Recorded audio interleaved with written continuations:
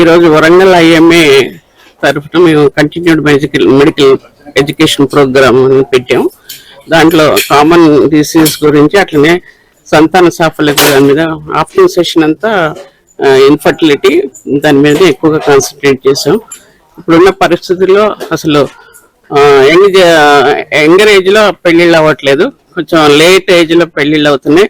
Late ఏజ్లో పెళ్ళిళ్ళు అయిన తర్వాత కూడా పిల్లల్ని కనాలంటే ఇంకా కొంచెం స్పేసింగ్ ఇచ్చి లైఫ్లో ఎంజాయ్ లేకపోతే ఫైనాన్షియల్గా స్టెబిలైజ్ అయ్యాకే పిల్లల్ని కనాలి అని ఒక అభిప్రాయంతో ఉంటున్నారు.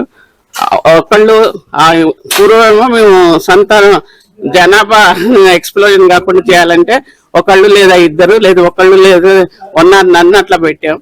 తర్వాత అది ఎక్కువైపోయింది. ఎడ్యుకేషన్ ఎక్కువైతున్న కొద్దీ అమ్మాయిలు కూడా దంపతులు ఇద్దరు కూడా ఈ ఫ్యామిలీ పెంచుకోవడానికి ఎక్కువ ఎర్లీగా ఫ్యామిలీ రెస్పాన్సిబిలిటీ చేసుకోవడానికి సిద్ధంగా ఉండట్లేదు. ఇవన్నీ రీజన్స్ చెప్పి అందుకని అటువంటి వాళ్ళకి ఏం చెప్తామంటే, ఏజ్ పెరుగుతున్న కొద్దీ మహిళల్లో అయితే 35 క్రాస్ అయిందంటే ప్రెగ్నెన్సీ ఛాన్సెస్ చాలా తగ్గుతూ ఉంటాయి.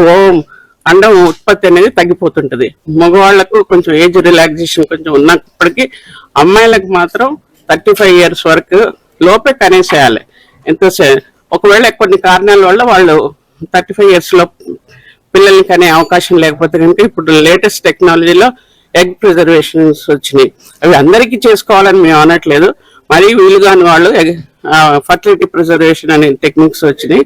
అట్లనే కొన్ని డెడ్ డిసీజ్ క్యాన్సర్స్ అవి ఏమన్నా వచ్చినప్పుడు రేడియేషన్ కీమోథెరపీ తీస్తే కూడా జనన మీద వాటి ప్రభావం ఉండి సంతానోత్పత్తి తగ్గిపోద్ది అనమాట. అటువంటి వాళ్ళకు కూడా మేము ఆ క్యాన్సర్ ట్రీట్మెంట్కి పోయే ముందు కూడా ఫర్టిలిటీ ప్రిజర్వేషన్ చేసుకొని ఈ ట్రీట్మెంట్ క్యాన్సర్ ట్రీట్మెంట్స్ అన్నీ అయిపోయాక మామూలుగా IVF ద్వారా పిల్లల్ని కనొచ్చు అనేది చెప్తున్నాం. కుటుంబం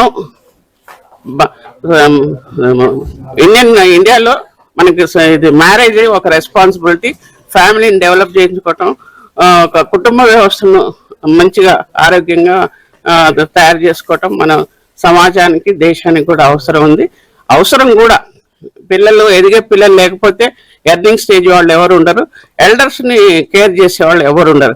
అందుకోసమే తగు టైంలో యాజ్ ఎర్లీ అంటే ఎర్లీ అని ఏం కాదు, నేను వాళ్ళు 21 ఇయర్స్ తర్వాత మ్యారేజ్ చేసుకున్న తర్వాత 1-2 ఇయర్స్ స్పేస్ ఇచ్చేసి వాళ్ళ పిల్లల్ని కనటానికి మెంటల్గా ప్రిపేర్ అయ్యి ఉంటే బాగుంటుంది అని చెప్పి నా అభిప్రాయం.